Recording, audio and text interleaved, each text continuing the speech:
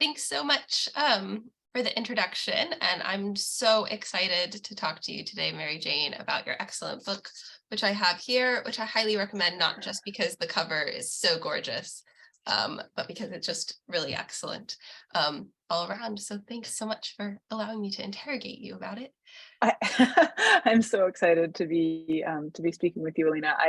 I'm really glad that Anthony mentioned your Lost in Space piece. It's been so important to me and to my students, and so I'm really excited to be here with you. Yeah, thanks so much.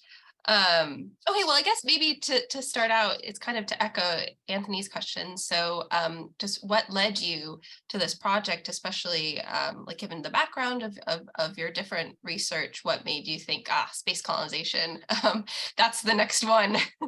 Yeah, I like the way he said that. I'm sure there is a thread that connects your books. I'm not quite sure what it is, but I'm sure it's there.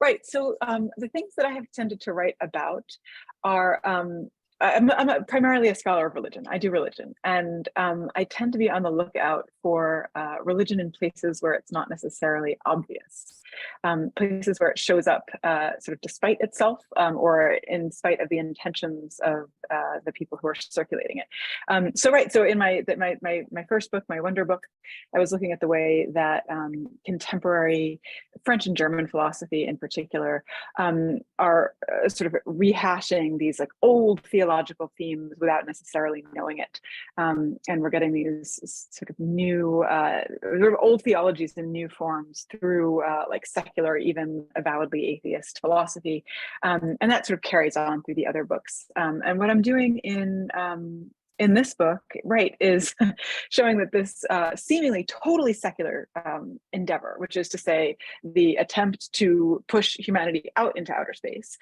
through science, which, of course, we imagine to be totally secular, even rabidly atheistic, itself has these religious underpinnings. So that's the thread, and that's what this book is about. Yeah, that's fantastic. Yeah, it was really striking reading your book.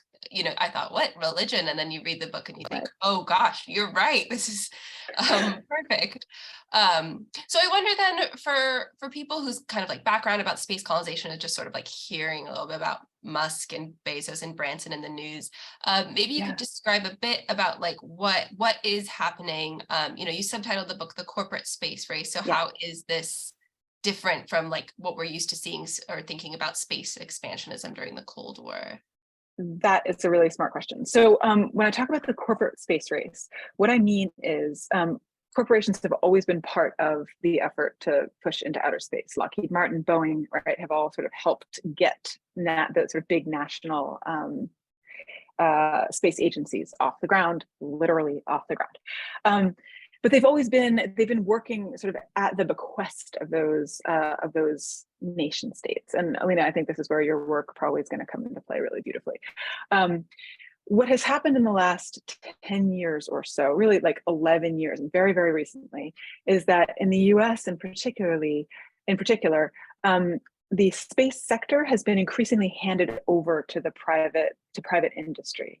In 2011, Barack Obama canceled the space shuttle program, NASA space shuttle program, and gave a big speech saying, look, space needs to go the way of like air travel and busing. We need to turn this over to the private sector. We can't afford it. And also innovation. And if we give it to the private sector, there'll be more innovation, and innovators will innovate, and innovation will happen innovatively, because we've given it over to competition and the free market. So what this means is that now what we have are corporations competing for massive government contracts, but not just competing for government contracts in order to execute what the government wants to do, what say NASA wants to do, but also giving us visions of their own for a future in space. So increasingly, these less risk averse, much wealthier, better funded actors, chiefly among them Elon Musk, and then Jeff Bezos right below him, and then Richard Branson sort of has a lot of fun in space, or wants to have fun in space, are increasingly sort of taking the reins, like the imaginative reins of space exploration. So this is what I mean by the corporate space race. Again, that like more and more of it is being turned away from the power of the nation state and toward private actors. Fascinating. So I guess to turn to the like religious aspect of the of your approach to the space race, this new space race, I think you note in the book, you're focusing on like the Judeo-Christian underpinnings of mostly American attempts to colonize space, although you obviously bring in like really useful and interesting kind of more pluralistic approaches to religion as well, different religions, but that's kind of what you say is underpinning the American space colonization. And there's a lot of different ways that you characterize that relationship, right? So there's, you mentioned Mike Pence, sort of like religious, almost gloss or rhetoric, the way that infuses in the way he talks about, US government space policy. There's also kind of religious motivation in terms of thinking about divine sanction or looking to the Bible for stories that sort of like legitimate actions. And then there's also the way that the space colonists sort of like resemble religious cults in terms of like how they think of Elon Musk as a savior, and he's surrounded by these believers. So I wonder then, this is a long-winded way of saying, like, how do you think about the corporate space race and space colonialism's relationship to religion? Okay, thank you. So I think of the corporate space race as an extent, like a messianic extension of what was already a religiously flavored movement, which is to say the race to conquer outer space in the mid 20th century. If we think about the language of space as the final frontier, which we know from Star Trek, of course, but Star Trek got it from an earlier. From actually the work of Werner von Braun, the ex-Nazi rocket scientist, who was the first, it seems, to call outer space like the last frontier or the final frontier. What did he mean by this? What he meant was he was beginning a story with the story of European expansion from the European continent into Africa and out to the so-called New World. And of course, as we know, in the 19th century, sort of white-skinned, light-skinned Americans, the descendants of Europeans, pushed their way across the Western frontier so that they had the entire body of what's now the United States to occupy. And von Braun was saying, well, now we've conquered all this terrain. The only place to go is up. So in the American imagination, in particular, through the work of von Braun, through the work of Lyndon Johnson, through the work of JFK. We've got this sort of long story that begins in like the 15th century with the European colonization of these new worlds, and we've got this vertical extension up into outer space. As is sometimes known, as folks may not know, that whole expansion across, particularly into the New World, and particularly across the American continent, was an economic endeavor, right?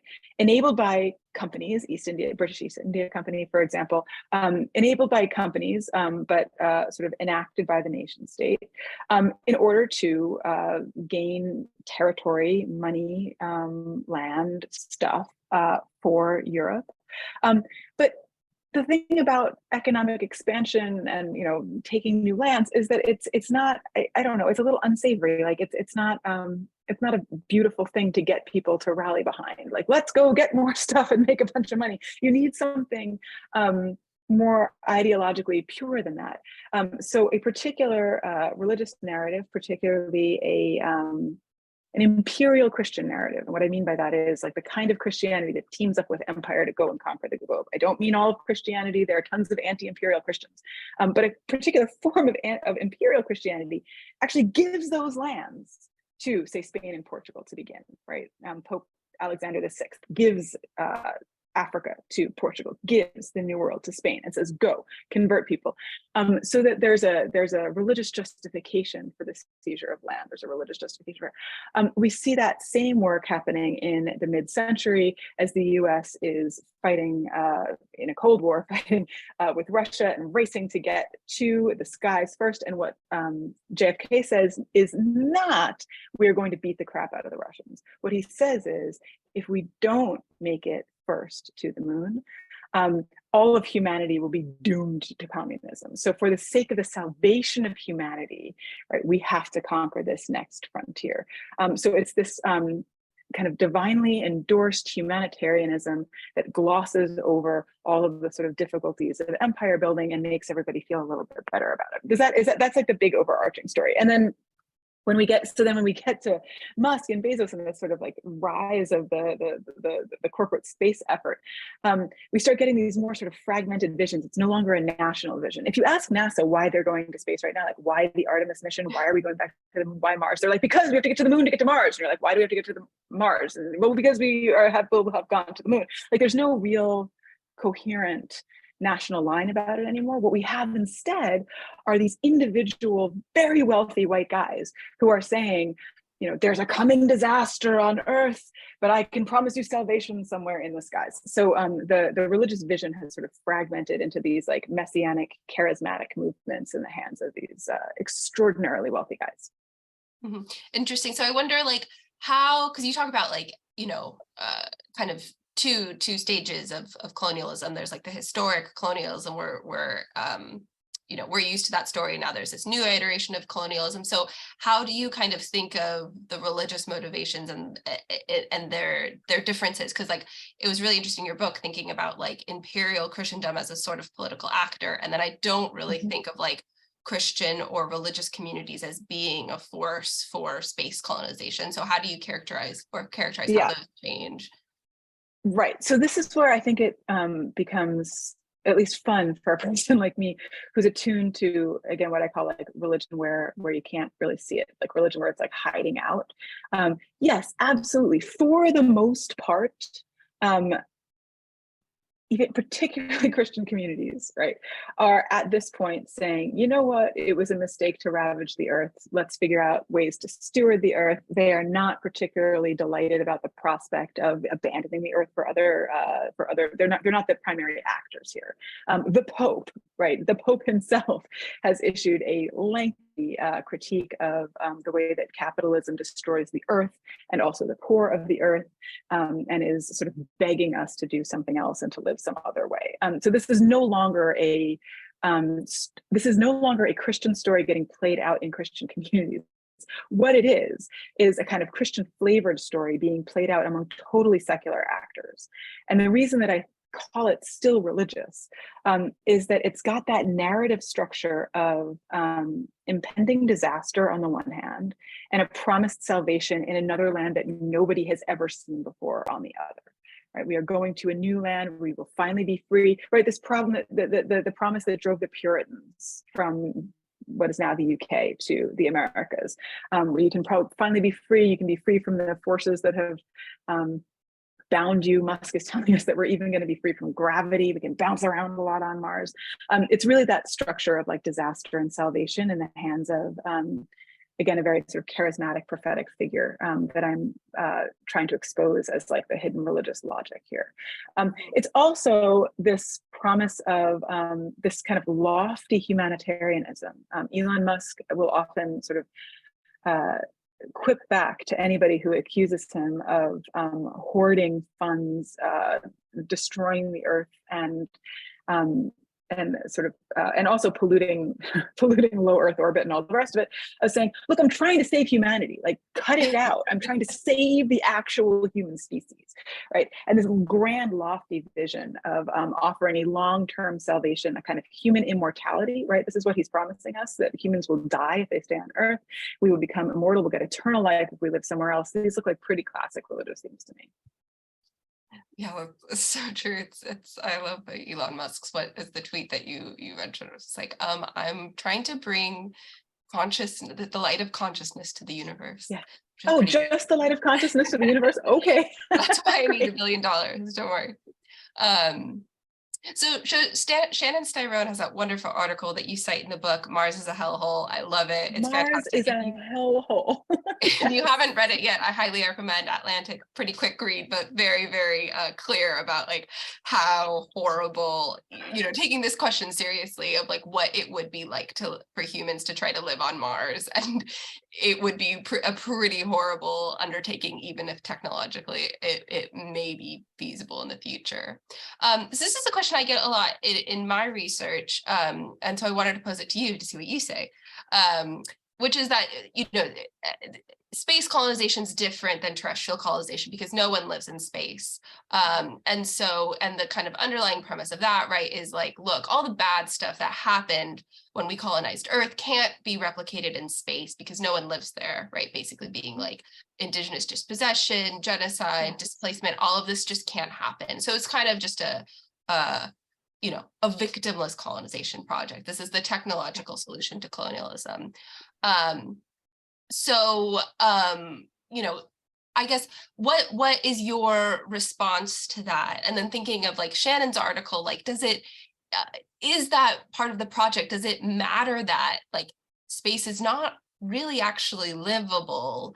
It might not actually be feasible for them to colonize space in the way that they're doing. Do they really believe that like we are going to live on the moon, or is this something else? So I guess like, where do you think the harms of colonization will occur? Is it really that they will be able to kind of replicate these colonial processes, or is something else going on?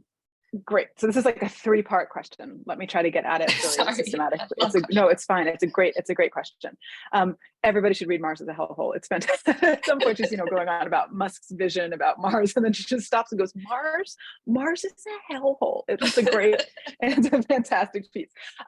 Okay. So the guiding philosophy that justified again the conquest of, I'm gonna stick with the Americas for right now. The conquest of the Americas was this doctrine that then was actually consolidated in relation to Australia, terra nullius, which means no one's land belonging to no one. And the idea was, if there's no one on the land, you may take it, right?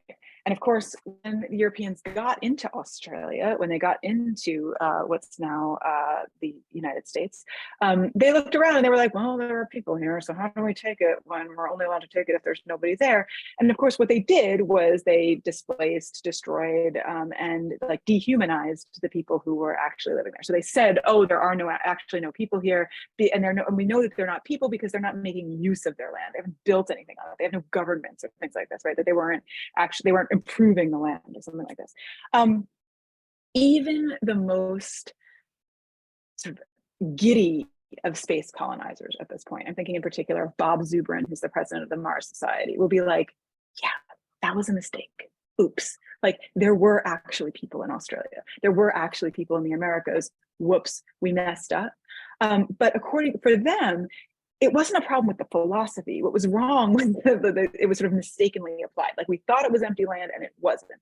Now with the moon, for example, with Mars, for example, we've got genuinely empty land. So now we can deploy that same strategy that we've been trying to deploy for the last 600 years and like actually do it because we don't have to feel bad about it this time. It's like, Zubin will call it like guilt-free, right? Like guilt-free colonization, right?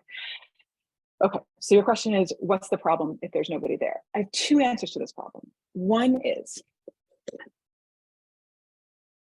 even if there's nobody there, have the practices that have globalized sort of imperial Western, now capitalism, have they been good for the land that they have taken over? Right? Have they encouraged its thriving and its flourishing? Have they replenished the seas and cleaned the skies? Have they been good for the earth, for the land? We know that they have not been good for the land. We know they've been polluted. We know that they have, ravaged the earth of almost everything it contains. We know there's almost no mineral in our soils. Like, it hasn't been, these practices of extraction and the gaining of as much profit as possible has not been good for the bodies, for just the land. We're just talking about the land that it has gone to. So I don't think it's a great strategy to export elsewhere. Does this mean I don't think we should explore outer space? No, of course we should learn from outer space. But should we bring the same strategies of maximum profiteering out to other cosmic bodies? I don't think so. I don't think it's been good for the Earth. So I don't think it's going to be good for the moon. I don't think it's going to be good for Mars. That's even if these lands are uninhabited. Another question, which might be harder for some folks to accept, but which is a different way of looking at it, is to say that when you say that there's no one out there, we're saying that from the perspective of again, sort of at least self-consciously secular Western science and religion. There's nobody there. There are no humans there. There seem to be no animals there. There are probably no microbes even on Mars, right? But it's not the case that every human on Earth agrees that there's no one out there.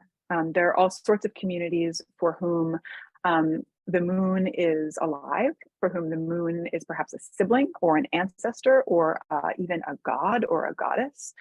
There are people whose ancestors live in the spaceways between here and the rest of the cosmos, who like live in the Milky Way.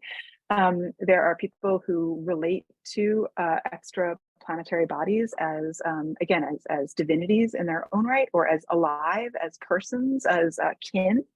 And for those people, the idea that we might go and just take whatever we think we're entitled to from those cosmic bodies it's not just heresy, it's actually actively damaging to the persons who do live in space. So as one sort of contemporary shaman put it, we have relatives in outer space. And the question, like I, a shaman, have been traveling to outer space forever. The question isn't whether or not you go to outer space. The question is, how do you treat your relatives when you go to visit them, right? So this is another issue. It is, again, it's not like a settled case that there's absolutely nothing in space to destroy.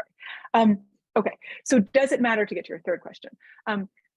These are absurd ideas. Jeff Bezos wants to build rotating shopping malls in between the Earth and the moon that we're all going to live on, and it's going to feel like Maui, and we're all going to be, living in a corporate hothouse, rotating for, like, is that going to happen? I have absolutely no idea, right? Is Musk going to get to Mars? Well, somebody's going to get to Mars. Something's going to. Is there ever going to be a colony? Who knows? What's troubling to me is all of the damage that these corporate actors can do to the Earth. To human populations, to biodiversity on Earth, and to our low Earth orbit, which they're increasingly polluting with, just more and more shards of just space trash every week, really. They can do a ton of damage on their way to enacting these visions, whether or not they ever get there. Oh, I have one more problem. The last problem is that the labor practices, right, that have underwritten the expansion of capitalism and of Western imperialism have been terrible, right? I mean, if you want a good job with good benefits and like a long life, the last thing you want to be is a miner, right? Like mining is the worst possible thing you can do for your health, for your family, for your.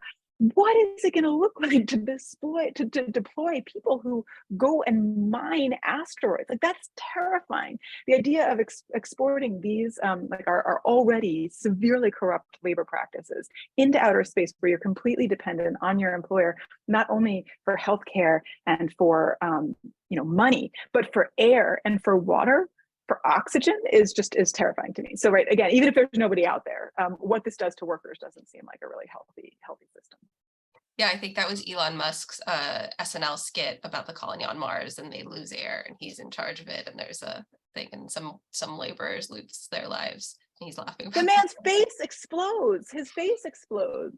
And Musk is like, I told you Mars was going to be hard. I mean, like that's not funny. That's like, people have lost their lives, trying to establish colonies for very powerful people for centuries, and it's disgusting. It's not funny. I don't think. Yeah. So it's just amazing how explicit it is, that vision of the labor violations, to be able to say it in a main entertainment show. But this is great because it leads on really well to my next question, which is, I really love in the book how you have these sections about how Christian understandings of the earth and of nature transform it from basically being people to being objects. And that kind of is a mindset that sets the stage for colonialism and capitalism and capitalist extraction.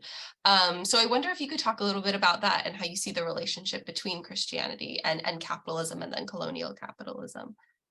Okay, great. So, and again, I will try to distinguish between what I want to call imperial Christianity, which is to say the Christianity that like teamed up with earthly empire to take over land, and Christianity, like the teachings of Jesus of Nazareth, or there have always been counter-imperial. Again, Jesus was one of them. Seems to be. There have always been like counter-imperial tendencies in all sorts of Christianities, but there is one that like teams up in the late third, early fourth century with the Roman Empire, right, and then by means of the Protestant Reformation, et cetera, ends up sort of teaming up with a modern nation state. So I'll try to disambiguate these two. I'm indebted here to this essay by a historian named Lynn White Jr., who argues that the capitalist revolution and the sort of technological takeover of the whole globe was enabled by the Christian victory over what he calls paganism, which is to say, as Christianity expanded sort of from the Middle East outward up to Northern Europe, eventually out over to the New World, into Africa, into India. It told the people who were living there and insisted and educated them in forced schools and things like that, to believe that the only people were human beings, that personhood was reserved for human beings, and that the landscape was just a landscape, so that rocks and rivers and mountains and trees didn't have spirits. They weren't themselves persons. They weren't animated. They were just stuff. And insofar as they were just stuff, you could do to them what you wanted to do to them without like appeasing the spirit. Like you can cut down a tree without appeasing the spirit of the forest. You can cut down all the trees without like the spirit of the forest doesn't care, because there is no spirit of the forest. There's just the forest. How do we know? Because God says that humans are made in the image of God and that creation is there for humanity. It's a terrible reading of Genesis. Let me just say this again, particularly for my Christian and my Jewish friends.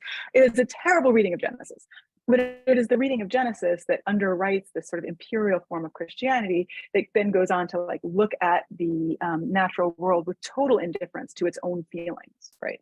We know now that trees talk to one another, right? They warn each other when there's a plague coming or something like that. We know, of course, that animals have languages. Frozen 2 tells us that water has memory. There are all kinds of people, right, who think about the personhood of natural formations. So this is the issue. This is the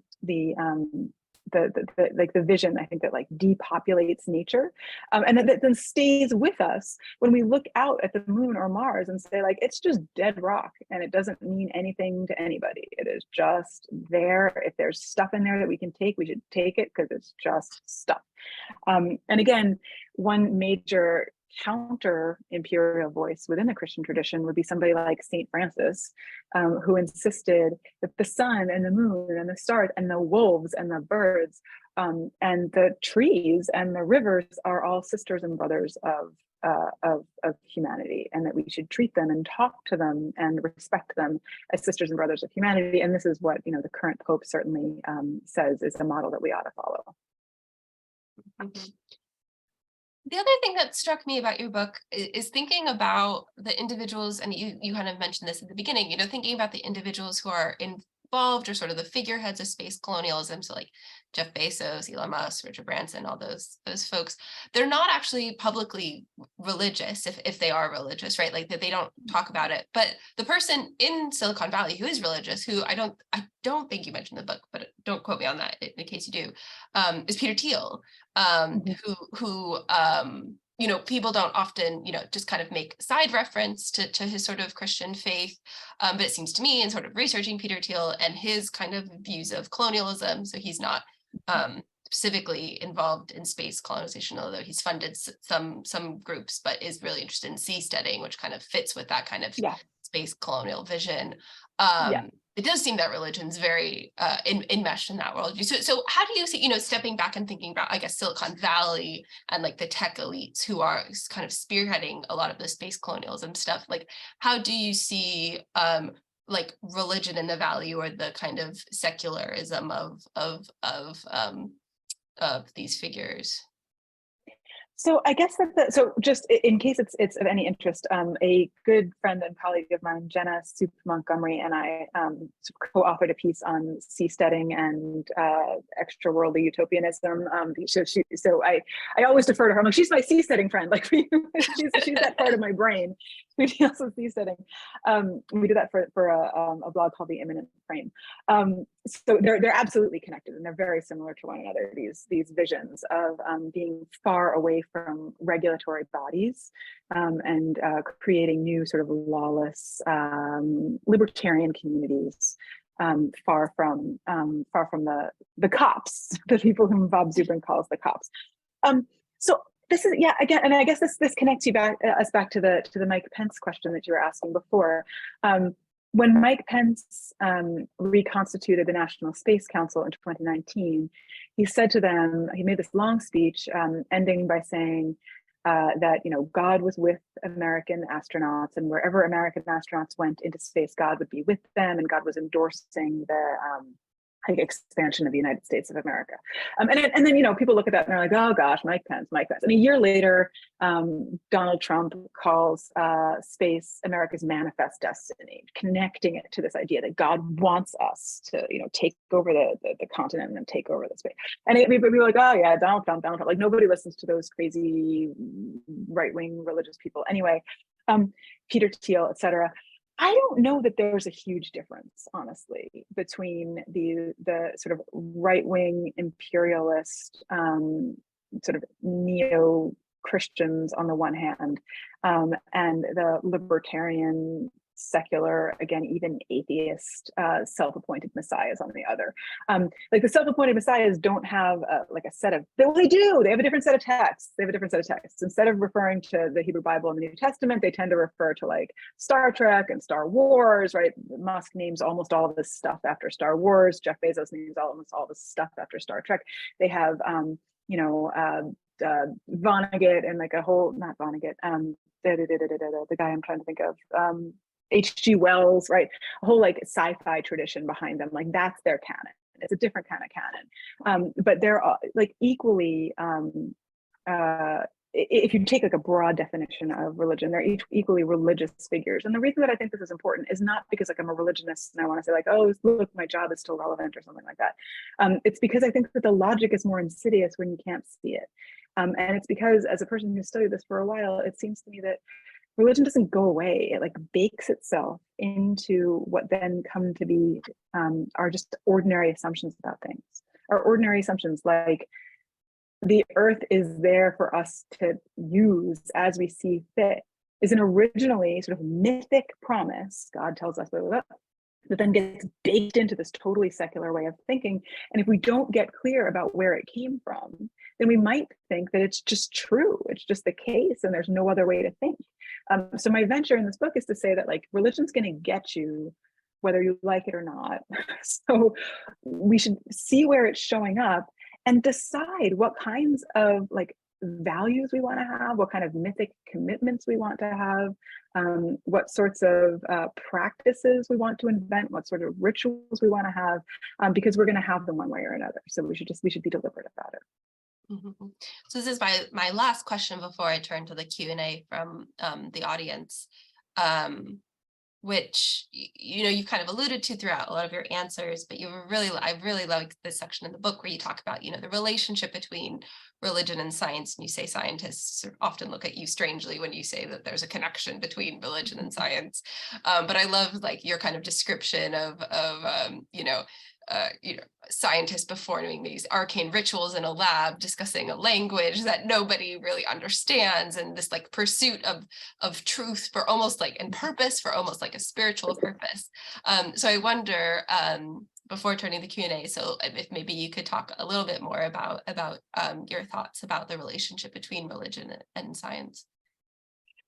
So this isn't the relationship between, so when I also should be careful about using the term science, but the kinds of science that I tend to focus on in these large projects are science. The science is at their limits. The science this is not the kind of science that figures out like how to get a mattress into a box so that then you can get a mattress out of the box and you got a mattress in a box, right? That's science, of course, but like I'm thinking about science at its limits, which is to say science, the point where science starts asking the questions, where did we come from? Where are we going? What does our beginning look like? What does our end look like? And like, what are we supposed to do in the meantime? Because these are the places where modern science is taking up the questions that have traditionally been the terrain of religious communities, of religious elders, of religious leaders. So I think that's what I mean. I mean, like science at its limits. I mean, like cosmology. I mean, like space exploration. I mean, like evolutionary biology. These like grand stories that are trying to tell the history of everything, and they're working with large unknown categories, again, like beginnings, endings, ethics, things like that. And it's wonderful that they're doing it. But I think what the sciences need to, sciences like cosmology, like again, like evolutionary biology, like space sciences need to understand is that they are often sort of sneaking in big metaphysical questions where they don't understand, or in big metaphysical assumptions, precisely where they don't think that they're making big metaphysical assumptions. And then, yeah, and then like the fun stuff is that they're like dedicating their lives monkishly to the pursuit of like truth itself. All those hours in the lab, all the sort of like exhausted, again, right, arcane language that nobody else speaks, a sort of new priesthood that tells us like, we have found the neutrino, and we're like, what's the neutrino? And they're like, we're the neutrino. Like, they come down from on high from CERN or whatever they're up to at the collider, and they're like, we have collided particles and we have found the Higgs, and we're like, what's the Higgs? And they're like, trust us, it's the Higgs, right? There is a kind of sort of new priesthood sense here. Oh, wonderful. Yeah, an aesthetic, almost connection. Well, fantastic. Right, it's an aesthetic. I like to have a lot of scientist friends, so I really enjoyed it. And they work very hard in the lab, and they work so hard. I know. Okay, so turning to the Q&A. So the first question is from Faye Douglas, who says, so what's the dominant political theory of the astrotopians, and is it driven by any particular political ideology? Oh, that's amazing. Hi, Faye Douglas. Thank you for that question. They are very light on political blueprint. So this is not like Soviet, like the cosmonauts, that sort of cosmonautic vision has a very clear blueprint for what an ideal society should look like, has an ideal sort of socialist blueprint for what a society should look like. These folks I'm calling the astrotopians don't really have one, apart from freedom. So I guess the closest you could come is to say that it's a libertarian outlook. The idea is that you can, you'll be able to do whatever you want to do, far from regulation.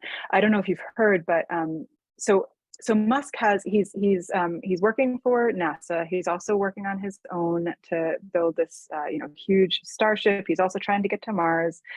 He's also got Tesla. He's also got an AI thing and a Neuralink thing. And he also has this company called Starlink that every 2 weeks sends 60 new satellites into space. 60, which, I mean, I don't even know.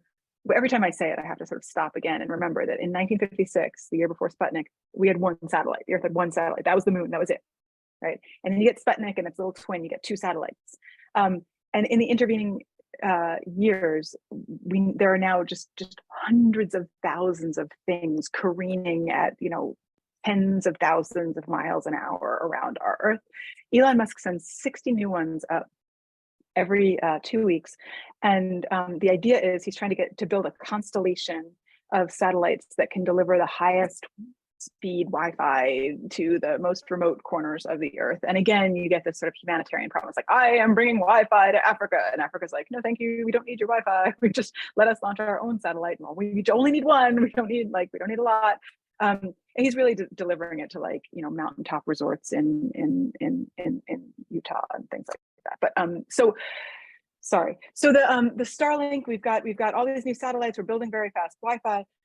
In the fine print of the contract that one signs to get Starlink Wi-Fi coverage, which is a subsidized service at the moment, and it's in beta testing, subsidized service. If you sign up those agreement things that you sort of scroll through, in the fine print, Elon Musk declares that Mars is a free society. Now, presumably people who are signing up for Starlink don't have anything to say about Mars, but he has used this as a platform to say that Mars is under the jurisdiction of absolutely no political body on Earth at all.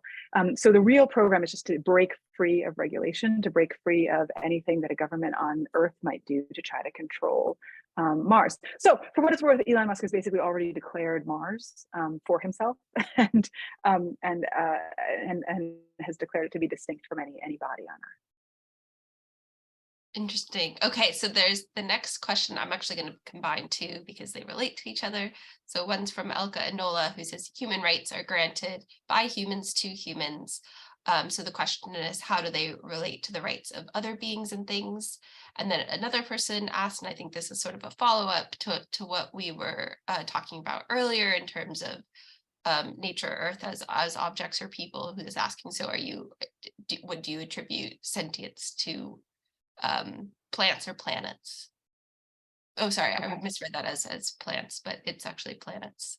But that might relate back. Right. Okay, great. These actually go in really nice order with one another. Thank you both so much for these questions.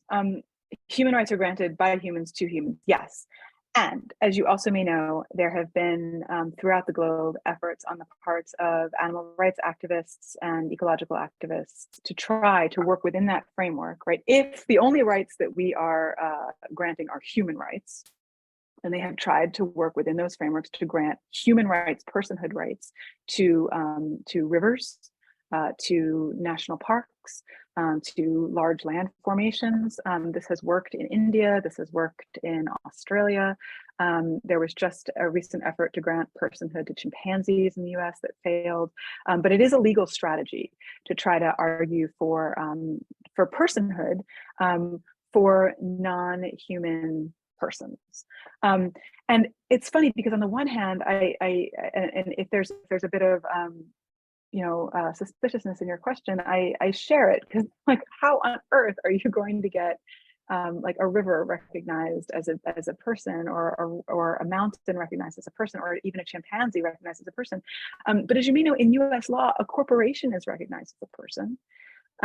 So there's a major loophole in that, and it's in fact it's insofar as corporations are persons in US law, that it's possible, NASA is now saying, to take stuff in outer space, because if a corporation recovers, say, rocks or minerals or water in outer space, it can own them because the US guarantees property rights to citizens, and corporations are citizens, right? Citizens United, we know about this decision. So I don't think it's any weirder to try to make just a legal pragmatic argument on behalf of a river or a mountain than it is to make it on behalf of a corporation, certainly. And it is, again, a legal strategy that some people have pursued and some people have been successful at. Okay, do I attribute sentience to planets? Oh, I don't know. Sometimes in my like more mystical moments, I do, and sometimes in my less mystical moments, I don't. What I want to hold up instead, though, rather than my own position, is the position of people who do, is the position of people who either affirm the consciousness or the sentience of land itself, right? Land has a memory, land has wishes, land has agency, land does stuff. Or the people who people who attribute a sort of sacredness to either this planetary body or other planetary bodies. We know that there are plenty of people who call the Earth a goddess, or who call the moon a goddess, or who have ascribed god names to all the planets. In fact, we still use those god names, those like Greek and Roman god names, by which we still call the planets, by which NASA still names its missions. So on the one hand, we still acknowledge that there's a kind of personhood, and in fact, like a divine personhood, to the planetary bodies and to the things that we try to do in space. On the other hand, we sort of quickly disavow it when it might mean that we would have to treat them with respect. So I think what I do, instead of trying to take a position here, because I honestly don't know, I don't know whether planets are sentient, whether the Earth is alive in some way. Jim Lovelock, Lynn Margulis would say, absolutely, the Earth is alive, right? It has a kind of vast microbial consciousness that makes Earth Earth. I don't really know how to take a stand there. I wouldn't know how. But what I want to ask instead is, what if it were, right? How would we treat Earth differently if we thought of Earth as alive? How would we treat the moon differently if we thought of the moon as alive? Even just to like pause as a thought experiment, like if the moon were a sentient being, divine or not, whatever, like just sentient, how would we treat it when we landed there? Like, what would we do? And then to think about those practices, and to think about the practices that we've already begun, right? There are still diapers on the moon, as you may know. Armstrong and Aldrin left dirty diapers on the moon.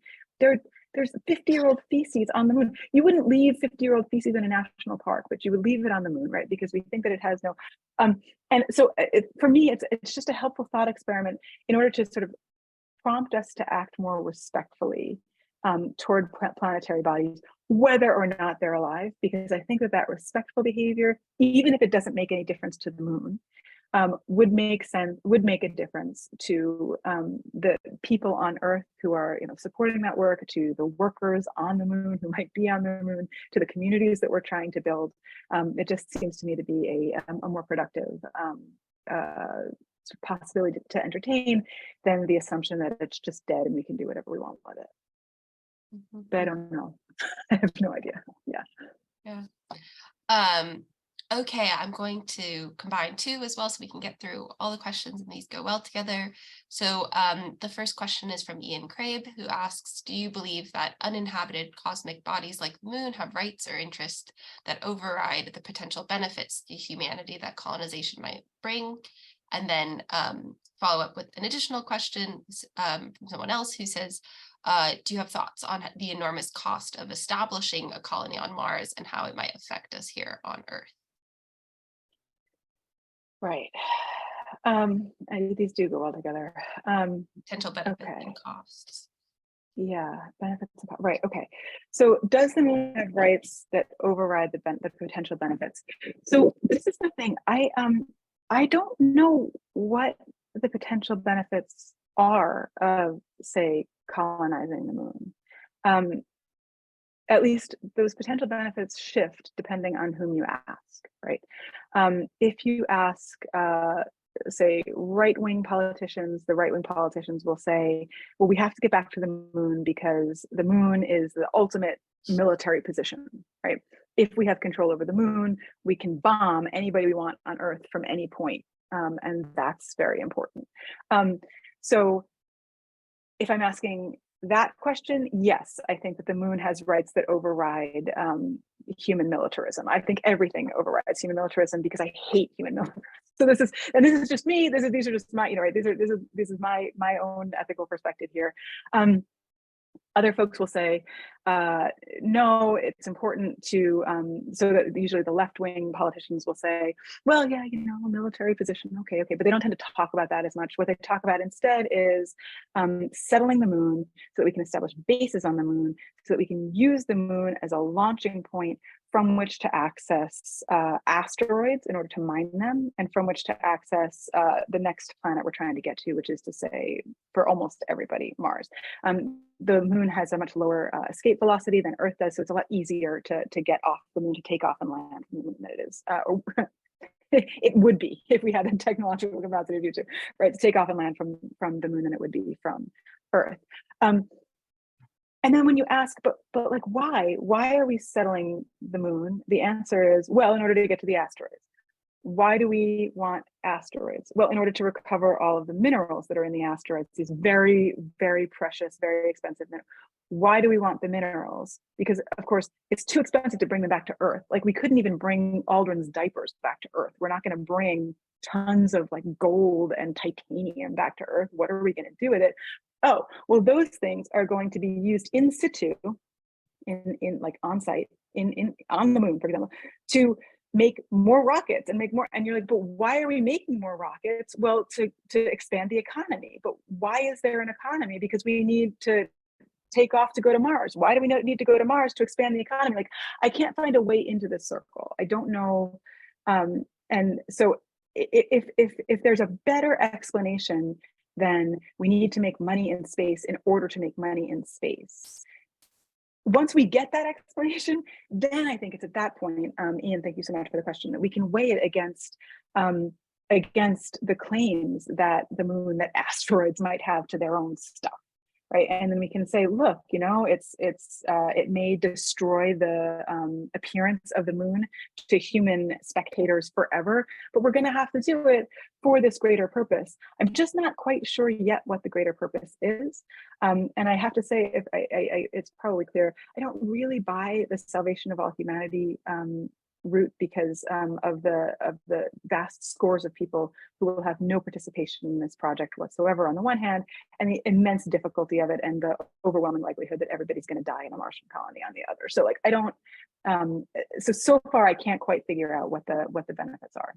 But again, you're absolutely right. Once we figure out what they are, that would be the question to ask. And then, of course, to proceed in an international cooperative way to figure out how to do as little damage as possible in order to achieve those goals, which is what we try to do, for example, in like national parks, right?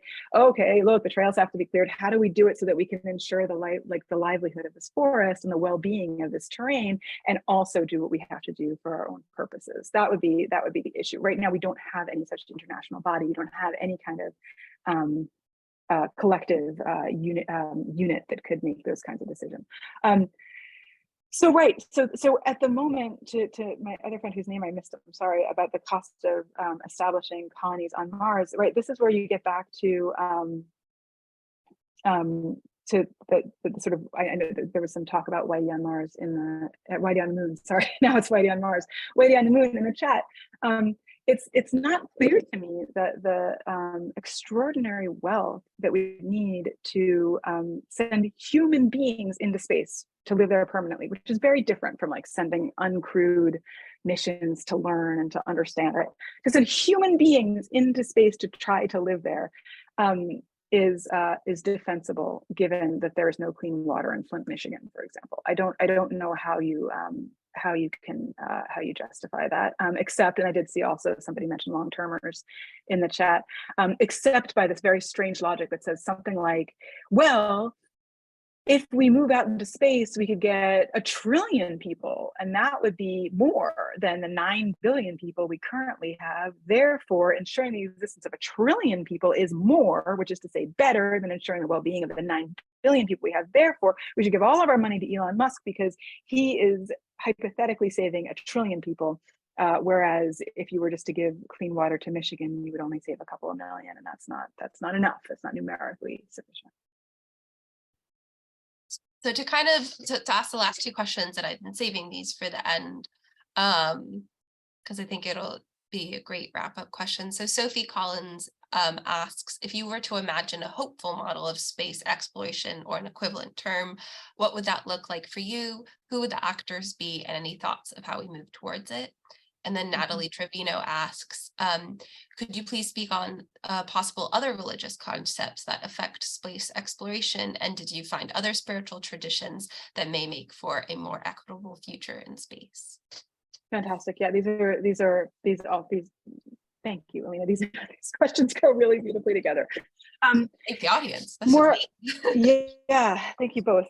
More hopeful models. I'm going to combine Sophie's and Natalie's, hi Natalie, their questions together here and say that I think you can find more hopeful models like all over the place. Even in the heart of imperial Christianity with Pope Francis himself, right? You can find a more hopeful model of how to behave justly toward the oppressed of the earth, how to lift their oppression, how to remove the chains of oppression, and how to deal justly with the earth. But to move on, right? There are other sources. There are throughout the planet communities who never tried to conquer anybody. Communities who have existed and have remained and have survived precisely by existing in a relationship of caretaking to their earth. There are indigenous populations in the U.S. There are indigenous populations in Siberia, in Australia, all of whom have weighed in on the sort of cowboyish way that we're heading into space, and have said, like, we have better ideas for how to steward the land you come from so that you don't ravage it in the process of existing in it. So Natalie, as you may know, was one of the co-authors on a white paper that a group of physicists and space academics wrote for NASA to say, look, NASA, there are other ways to go about exploring space. And one of the things you might consider doing is centering the voices of colonized indigenous people who actually have these knowledges. They know how to live on the earth without destroying it. And so they could teach us how to live on other planets without destroying them. And their modest recommendation at the end of this paper was to listen to the voices of the public, and particularly of marginalized and minoritarian communities. So that's one way one place to go. Not just, and I want to make this very clear, this does not just mean like putting a Black woman on the moon, right? This is what NASA's like, we're going to put the first person of color or the first woman on the moon, right? Just enacting the same mission with darker skinned people and with like folks with long hair is not going to do it. It will be lovely, it'll be amazing, and I will cry when this happens, right? But also, we need to start from the beginning and ask communities who have suffered from the violences of this model as it's currently been enacted, how their traditional ecological knowledges can teach us differently about how to live on other planetary bodies. And then Sophie, to your question, I think another great place to look is the work of speculative fiction authors, science fiction authors. And the really cool thing about speculative science fiction is that they're not necessarily bound by what seems to us to be, like us, me, like unartistic people like me, to be like the possible, right? So they can start from scratch and say, for example, why don't we imagine, this is this beautiful work by N.K. Jemisin, the speculative fiction author, who's Afrofuturist and just fantastic. And she begins by build a city in relation to one of Ursula Le Guin's cities, and begins from the principle of building a city whose inhabitants care about one another. And she starts there. She's like, what if we had a city where people cared about one another? And this is amazing, right? So look at the work of a person who's able to start from scratch with a principle. We have a principle, we have a value. The value is mutual respect and mutual care. Like, how do we build that society? You can see that throughout the work of particularly feminist and queer and Afrofuturist and indigenous futurist authors. There's a great volume edited by Grace Dillon called Walking the Clouds, that sort of coins the genre of indigenous futurism, where this genre is able to thrive. We certainly learn a ton from the work of Afrofuturist speculative fiction. So those are the places I would look, and Pope Francis.